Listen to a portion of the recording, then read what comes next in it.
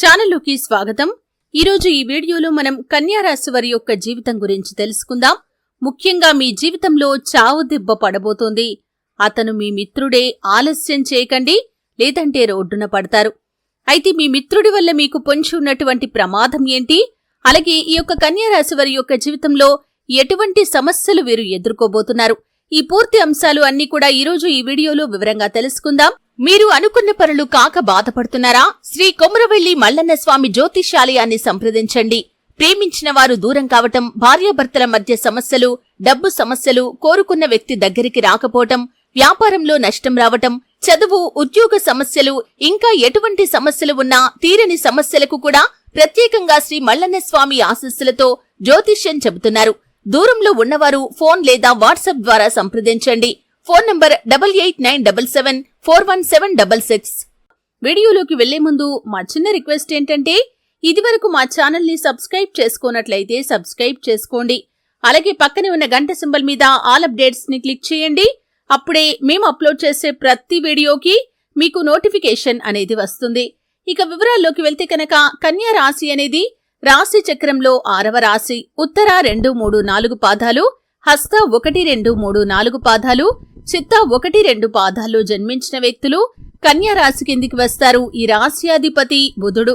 అయితే ఈ కన్యా రాశి వారి యొక్క వ్యక్తిత్వాన్ని మనం చూస్తే కనుక, ప్రాక్టికల్ మైండ్ ని కలిగి ఉంటారు. కార్యదీక్ష, కార్యదక్షత కూడా ఉంటుంది. ఏదైనా సరే పొరపాటుగా కాకుండా ఆలోచించి నిర్ణయాలు తీసుకుంటారు.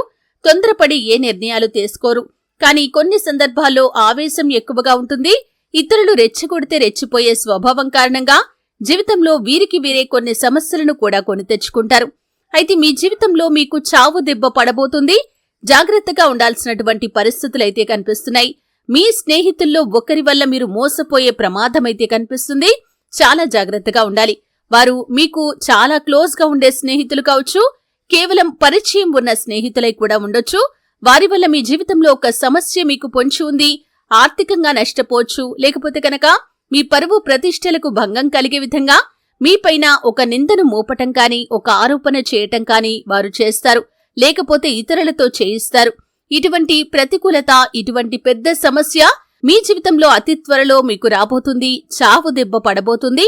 జాగ్రత్తగా ఉండాలి. ఎవరు మీ యొక్క శ్రేయోభిలాషులు, ఎవరు మీ యొక్క చెడును కోరుకునే వ్యక్తులు అనే విషయంపై మీకు పూర్తి అవగాహన ఉండాలి.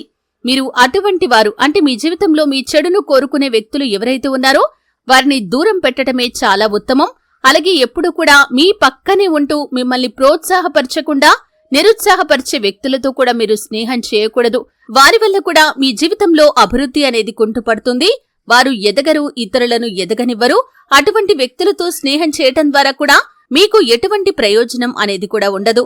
అలాగే ముఖ్యంగా ఒకరి గురించి మరొకరి దగ్గర ప్రస్తావించే వ్యక్తులను కూడా మీరు స్నేహితులుగా చేసుకోకండి.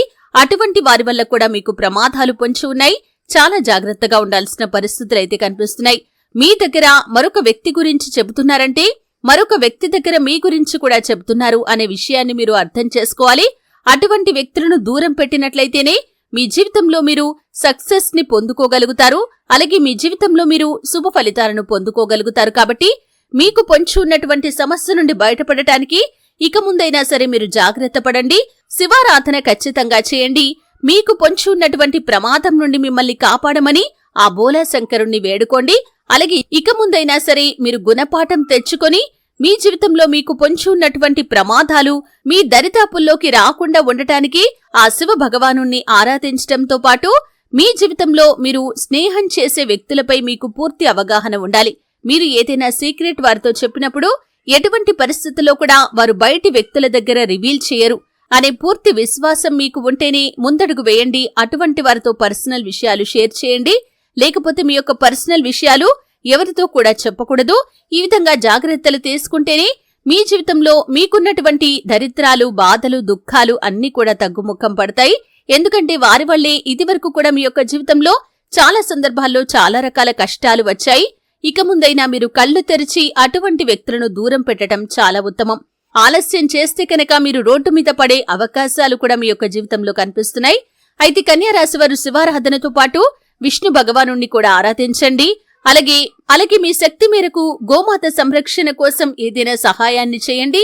అలాగే అనాథాశ్రమంలో ఉన్నటువంటి అనాథ పిల్లల కోసం మీ శక్తి మేరకు సహాయం చేయండి. ఖచ్చితంగా దాని తాలూకు పుణ్యఫలం భగవంతుడు మీకు ఖచ్చితంగా అనుగ్రహిస్తాడు. చూశారు కదండి.